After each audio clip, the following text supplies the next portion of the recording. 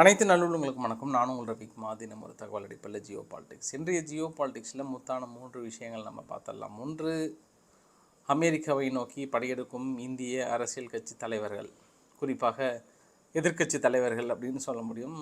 So இதை பற்றி நம்ம குறிப்பாக உலக அரசியலை பேசும்போது இதை பற்றி சும்மா ஒரு வரை டிஸ்கஸ் பண்ணிடலாம். அதை விட மிகப்பெரிய ஒரு விஷயம் ஒன்றுங்க. ஜோர்டனிலிருந்து முதல் முறையாக இஸ்ரேலுடைய செக்யூரிட்டி மீது ஒரு தாக்கல் நடத்தப்படுகிறது. இந்த தாக்குதல் இதுவே முதல் முறை. அக்டோபர் 7 இருந்து இதுக்கு முன்னாடி சின்ன சின்ன விஷயங்கள் நடந்திருக்கிறது. இதுக்கு இஸ்ரேல் தரப்பில் கொடுக்கப்படுகிற ரியாக்ஷன் என்ன, அது இல்லாமல் சுற்றி இருக்கக்கூடிய அரசியல் நிகழ்வுகள் முடிஞ்சு போச்சுங்க. ரொம்ப கஷ்டங்க. நேட்டோ நாடுகள் லாட்வியா, ரொமானியா 2 இடத்துல விழுந்து வெடித்திருக்கிறது. யாருது? ரஷ்யாவுடைய ட்ரோனு. அவ்வளோதான், விட்டுருவாங்களா என்ன? ஜெலன்ஸ்கியோட கனவு நிறைவேற போகுதுன்ற மாதிரிலாம் சொல்லியிருக்காங்க. ஸோ என்ன அவருடைய கனவு, இங்கே என்ன சம்பவம் நடந்தது, கொஞ்சம் பதற்றமாக தான் உள்ள போனோம். என்ன ரொம்ப பதற்றமான நிகழ்வுகள் அல்லவா? வீடியோக்குள்ள பொறுத்த மாதிரி நீங்கள் நம்ம சேனல் சப்ஸ்கிரைப் பண்ணலாம், சப்ஸ்கிரைப் பண்ணிட்டு வாங்க. மறக்காம பெல் பட்டன் கிளிக் பண்ணி ஆல் ஆப்ஷன்ஸ் கொடுங்க. வீடியோக்குள்ள போகலாம்.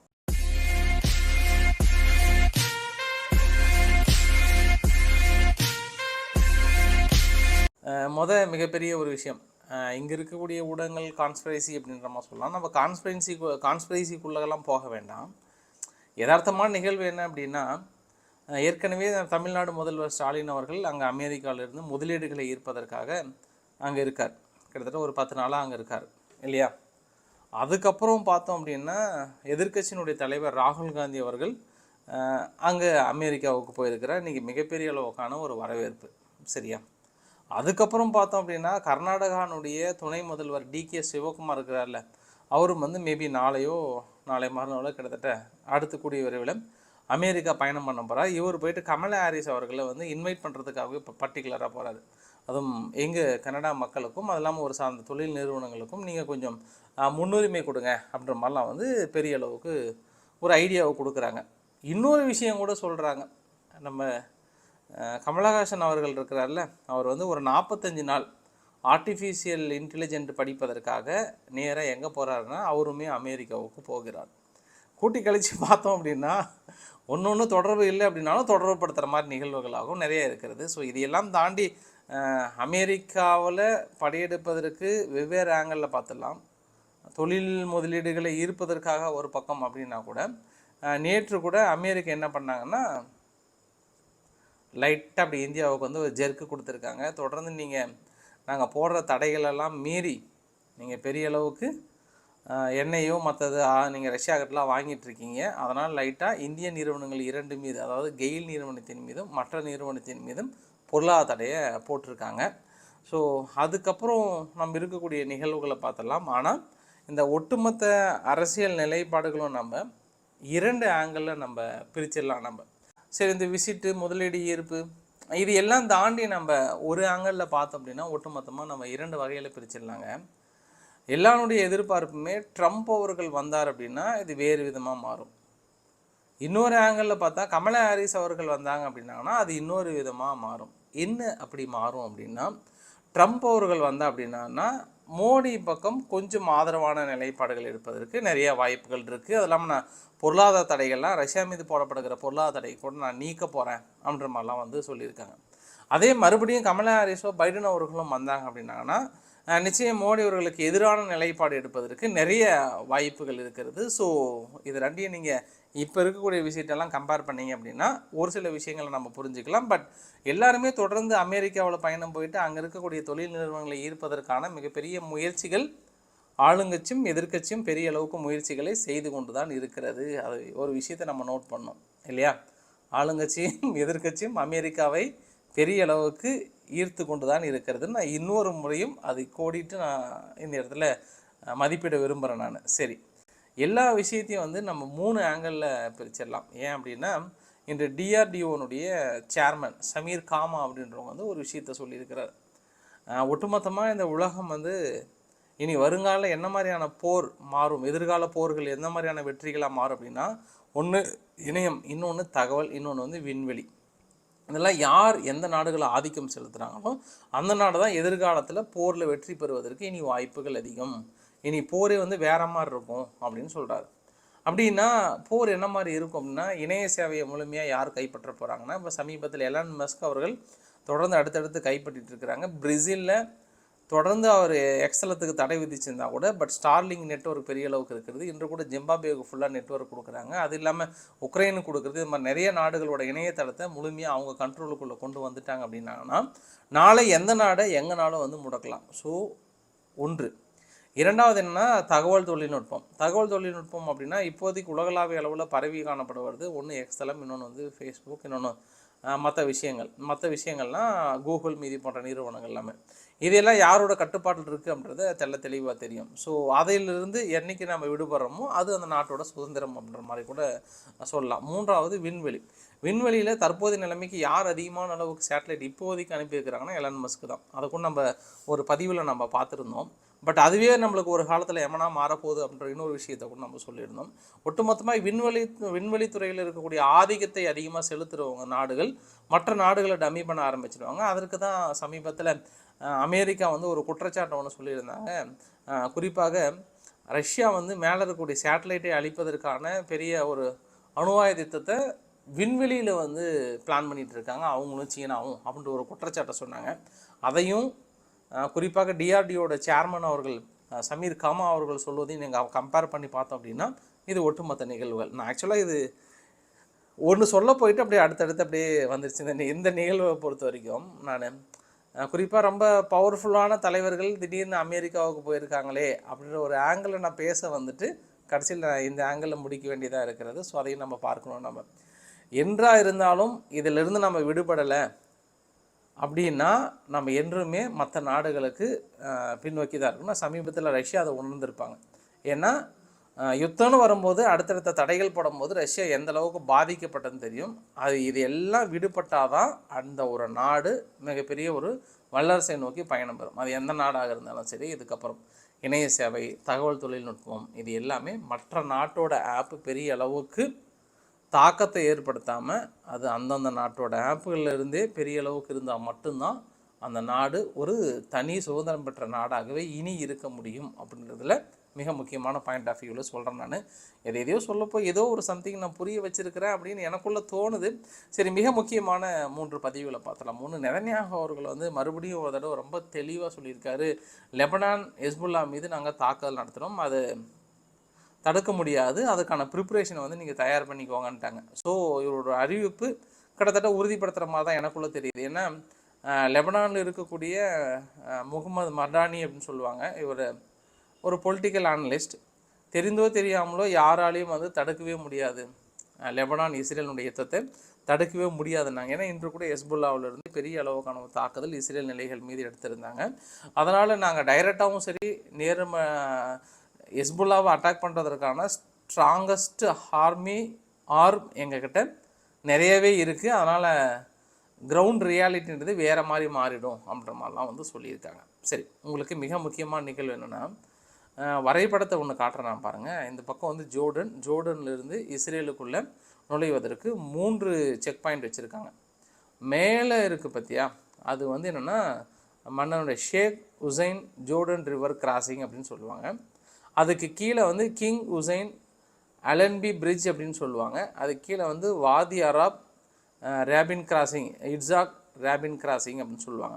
இதில் 2வது வெஸ்ட் பேங்க்குள்ளே இந்த கிங் ஹுசைன் அலன்பி பிரிட்ஜ் இருக்குல்ல, இந்த இடத்துல திடீர்னு ஒரு கன்மேன் உள்ள நுழையிறான் இந்த செக் பாயிண்ட்டில். இந்த இடத்துல இஸ்ரேலினுடைய செக் போஸ்ட் ஒன்று இருக்குது. அந்த செக் போஸ்ட்டில் கண் மூடிட்டு சுட்டுருக்கான். ஸோ இப்படி சுடும்போது 3 பேர் வந்து சம்பவ இடத்துல இறந்து போயிட்டாங்க. அதுக்கப்புறம் அவனை வந்து நியூட்ரலைஸ் பண்ணியிருக்கிறாங்க. இந்த சம்பவம் வந்து அக்டோபர் 7ஆம் தேதியிலிருந்து பெரும்பாலும் நம்ம வெஸ்ட் பேங்க்லேருந்து தாக்கல் நடத்தியிருக்காங்க, ஹெஸ்புல்லாவிலிருந்து தாக்கல் நடத்தியிருக்காங்க. இது எல்லாமே நம்ம பார்த்தோம். ஜோர்டன் மட்டும் இஸ்ரேலுக்கு ஆதரவான நிலைப்பாடு. ஜோர்டனுடைய வான்பரப்பில் பறக்கும்போது கூட ரஷ்யாவுடைய ட்ரோனை சுட்டு வீழ்த்துறது, இந்த மாதிரியான நிகழ்வுகள் தான் பெரிய அளவுக்கு எடுத்திருந்தாங்க. முதல் முறையாக ஜோர்டன்லேருந்து ஒரு கன்மேன் உள்ளே போயிட்டு இஸ்ரேலினுடைய செக்யூரிட்டி ஃபோர்ஸஸ் வந்து சுட்டு வீழ்த்திருக்காருன்னும் போது இந்த பக்கம் ஹமாஸ் தரப்பில் ரொம்ப சந்தோஷத்தை வெளிப்படுத்தியிருக்காங்க. Oh my boy, very good, நாங்கள் இதை தான் எதிர்பார்த்தோம், இனி ஜோர்டனுடைய மக்களும் தயாராகிட்டாங்க, இனி இது போதும் எங்களுக்கு. இப்போ இந்த பக்கம் வெஸ்ட் பேங்க்கு, காசா, ஜோர்டன், ஹிஸ்புல்லா, இன்னும் ஒன்று எகிப்து மட்டும் தான் பெண்டிங் இருக்குது. அவங்களும் உள்ளே வந்துட்டாங்கன்னா சமீபத்தில் துருக்கி அதிபர் எரடகன் அவர்கள் வந்து இதை டியூன் பண்ணிட்டு போயிருக்கிறார் அப்படின்ற மாதிரிலாம் சொன்னாங்க. அதையும் தாண்டி நம்ம இன்னொரு விஷயத்த கூட பேசியிருந்தோம். நம்ம எகிப்து வந்து முழுக்க அங்கே அமெரிக்காவை நம்பி இருக்கிறாங்க, அதனால் அவ்வளோ சீக்கிரம் யார் என்ன வந்து பேசினாலும் மனசு மாற மாட்டாங்க அப்படின்ற மாதிரிலாம் வந்து சொல்லியிருக்காங்க. ஸோ அந்த ஒரு நிகழ்வு. இன்னொரு நிகழ்வு என்னென்னா USAF KC-135R அப்படின்னு சொல்லுவாங்க. அல் உதயது ஏபி ரீஃபியூலிங் ஃபைட்டர் ஜெட் வந்து மறுபடியும் ஈராக்குக்கு மேலே அன்அஃபீஷியலாக ஜோர்டன் பார்டர் கிட்டே வந்து ரொம்ப நேரம் பறந்துருக்கு. Something will happen. 2 நாளாக நம்ம சொல்லிகிட்டு இருக்கோம் ஈராக் பகுதியிலும் இந்த பகுதியிலும் பெரிய அளவுக்கு பறந்துட்டுருக்கு, ஏதோ நடக்க போகுதுன்ற மாதிரி வந்து சொல்லிகிட்டு இருக்கோம். அதோட இன்னொரு விஷயம் என்னென்னா இஸ்ரேல் வந்து போராட்டங்கள் அப்படின்னு பார்த்தா இது வரைக்கும் 1240 ப்ரோட்டஸ்ட், அதாவது போராட்டங்கள் நடந்திருக்கிறது அக்டோபர் 7ஆம் தேதிக்கு அப்புறம். குறிப்பாக இன்று மட்டும் 7.5 லட்சம் மக்கள் ஒன்றா திரண்டிருக்கிறாங்க நெதன்யாவுக்கு எதிராக, ஹமாஸுக்கு ஆதரவாக. ஹமாஸுக்கு ஆதரவாக அப்படின்னா நீங்கள் பிணைய கைதிகளை விடுவிச்சுட்டு ஒட்டுமொத்தமாக இருக்கக்கூடிய படைகளை வெளியே வந்துட்டு அவங்க என்ன சொல்கிறாங்களோ கேளுங்க, அமைதிக்கான பேச்சுவார்த்தையில் ஈடுபடுங்கோ அப்படின்ற மாதிரி வந்து சொல்லியிருக்காங்க. ஒட்டுமொத்தமாக பார்க்கும்போது அதிகபட்சமான போராட்டம் டெல் அவிவில் தான் 336 நடந்திருக்கிறது. அப்புறம் வந்து சதன் ஷரூன் அப்படின்ற ஒரு பகுதியில் 72 போராட்டம், ஹதிரா அப்படின்ற ஒரு பகுதியில் 111, ஹெய்ஃபான்ற பகுதியில் 93, அந்த ப்ளூ கலர் டாட்டாக இருக்கிற எல்லாமே வந்து இதுவரை நடந்த ப்ரோட்டஸ்ட்டு. வெஸ்ட் பேங்க் பகுதிக்குள்ளே கிட்டத்தட்ட 201 பக்கம் வந்து நடந்திருக்கிறது. கீழெல்லாம் பார்த்தோன்னா ரொம்ப கம்மியாக நடந்திருக்கிறது. ஸோ தொடர்ந்து நெதன்யாகு அவர்களுக்கு எதிரான ஒரு போராட்டம் மிகப்பெரிய அளவுக்கு நடைபெற்று கொண்டு தான் இருக்கிறது. இப்போ நம்ம ரொம்ப சீரியஸாக பதற்றமான ஒரு செய்திக்குள்ளார போகிறோம். இந்த பதற்றமான செய்தி நிறைய பேருக்கு வந்து கொஞ்சம் ஆச்சரியம் அளிக்கலாம், ஐயோ அப்படின்ற ஒரு நிலைமை கூட உருவாக்கலாம். காரணம் என்னவென்றால் லேட்வியா என்று அரைக்கோள் எடுத்து விட்டார்கள், ஓஹோ என்று அரைக்கோள் எடுத்து விட்டார்கள். நீங்கள் இப்போ வரைபடத்தில் பார்க்குறீங்கல்ல, இதுதான் லேட்வியா, பெலாரஸு கீழே, எஸ்டோனியா மேலே, லிதுவேனியாவுக்கு பக்கத்தில், ரஷ்யாவோ பெரிய அளவுக்கு இந்த பார்டர் பகுதி ஷேர் பண்ணுறாங்க. இந்த இடத்துல நேற்று என்னாச்சு, ஒரு ட்ரோன் வந்து ரொம்ப க்ளோஸ் கான்டாக்ட் எல்லையில் வந்து முடிஞ்சே போச்சு. இதனால் வந்து இன்றைக்கி இன்வெஸ்டிகேஷன் பண்ணியிருக்காங்க, லேட்வியா கண்டுபிடிச்சிட்டாங்க. லேட்வியானுடைய இன்வெஸ்டிகேஷன் ஏஜென்சி என்ன சொல்கிறாங்கன்னா, எஸ் அப்படின்னு சொன்னேன். லேட்வியா பிரசிடென்ட் வந்து ஓஹோ, நேட்டோ நாடுகள் ஆர்டிகிள் 5 என்ன, நம்ம எல்லை பகுதியிலே ஒரு நாடு தாக்கல் நடத்தி விட்டால் அந்த நாடை துவம்சம் பண்ணி தூளாக்குவது நமது வேலைக்கு வந்து விட்டது ஓலை அப்படின்ற மாதிரி இந்த ஒரு நிகழ்வு பெரிய அளவுக்கு அரைக்கோள் விடுத்துட்டாங்க. இப்போ லேட்வியா வந்து ஓஹோ அப்படின்ற ஒரு அரைக்கோள் விடுத்துட்டாங்க. எந்த நேரத்திலும் இனி தாக்குதல்கள் நடக்கலாம் அப்படின்ற மாதிரி வந்து சொல்லியிருக்காங்க. அது சம்பவம் நம்பர் 1 எடுத்துக்கலாம். கொஞ்சம் பதற்றமான சம்பவம், இன்னும் கொஞ்சம் டீட்டெயிலாக பேசுகிறேன். 2வது சம்பவம் என்னென்னா, ரொமானியாவுடைய எல்லை பகுதிக்குள்ளே இன்றைக்கி ஒரு ட்ரோன் விழுந்து போச்சு.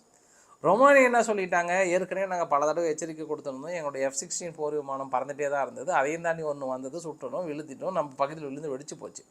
ஏற்கனவே 3 தடவை விழுந்து வெடிச்சு போச்சு. அவங்களுக்கான வார்னிங் முடிஞ்சு போச்சு. வார்னிங் 1, 2, 3 எல்லாமே முடிஞ்சு போச்சு. இது கடைசி. நாங்கள் ரொமானியா வந்து ரொம்ப ஸ்ட்ரிக்ட்டு. இந்த மாதிரிலாம் வந்து சும்மா அப்படி பூச்சாண்டி வேலை காட்டுறது, எல்லைப்பகுதியில் வந்து காட்டினா நாங்கள் பாட்டு தாக்கிட்டு போயிட்டே இருப்போம், எந்த நாடெல்லாம் பார்க்கவே மாட்டேன்னு இருக்காங்க. லேட்வியா சாதாரண ஆளுங்களே கிடையாது, அவங்க ரொம்ப கோவக்காரங்க, கொஞ்சம் மிளகாய் சேர்த்து சாப்பிட்ற ஆளுங்க. அவங்க ரொம்ப கோபம். எந்த நேரத்தில் ரஷ்யாவை துவம்சம் பண்ணி தூளாக்க அவங்க தயாராக இருக்கிறாங்க. அதனால் லேட்வியானுடைய படைகளும் இவங்களுடைய படைகளும் நேட்டோ நாடுகள்கிட்ட இங்கே பாருங்கள், இன்வெஸ்டிகேஷன் முடிஞ்சிருச்சு, தாக்குதான் அவங்க தான், நேட்டோக்குள்ளே விழுந்துருச்சு, ஆர்டிகிள் 5 பயன்படுத்துகிறீங்களா இல்லையா, ரஷ்யாவை அடிக்க போகிறீங்களா இல்லையான்றாங்க. இது வாழ்நாள் கனவு. ஆக்சுவலாக 2 விஷயம் வந்து இந்த உலகத்தில் மிகப்பெரிய ஒரு எதிர்பார்ப்போடு நடக்கிற ஒரு யுத்தம் அப்படின்னா, ஜெலன்ஸ்கி ரொம்ப கனவாக நினைக்கிறாரு எப்படியாவது நேட்டோ நாடுகள் உள்ளே வந்துடணுன்ட்டு.